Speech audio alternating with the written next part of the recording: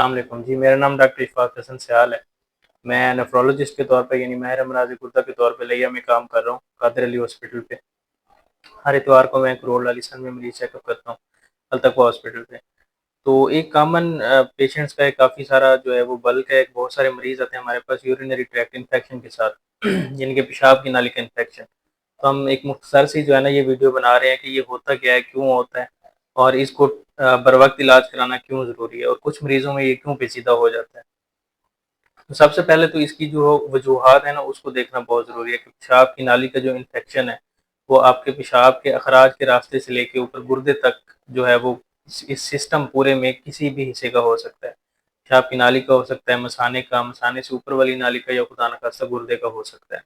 اور یہ کسی بھی حصے سے سٹارٹ ہو کے پورے سسٹم کو بھی جو ہے وہ اس میں کر سکتا ہے، انوالو کر سکتا ہے اگر اس کا بر وقت علاج نہ کیا جائے۔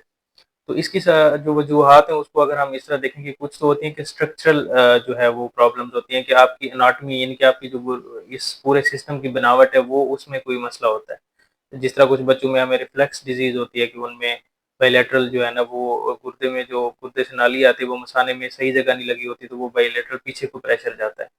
کچھ لوگوں میں جو ہے وہ اس کی بہت ایک کامن جو وجہ ہے وہ پتھریاں ہوتی ہیں۔ جن لوگوں کو گردے میں یا مثانے میں پتھری ہوتی ہے تو ان کو یہ یورینری ٹریکٹ انفیکشن جو ہے نا وہ بہت زیادہ ہوتے ہیں۔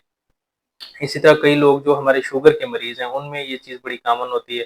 ایک تو شوگر اٹ سیلف جو ہے بذات خود مثانے کی کمزوری کرتی ہے، اس وجہ سے مثانہ پوری طرح خالی نہیں ہوتا اور آپ کو انفیکشن ہوتے ہیں۔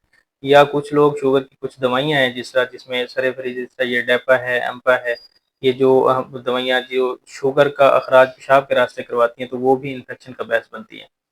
تو دوسرے نمبر پہ آتی ہیں کہ اس انفیکشن کی علامات کیا ہوتی ہیں۔ تو سب سے جو موسٹ کامن چیزیں جو اکثر مریضوں کو آتی ہیں ان میں سب سے زیادہ تو آتی ہے کہ آپ کو پیشاب بار بار آتا ہے، تھوڑا آئے گا لیکن بہت زیادہ دفعہ آئے گا۔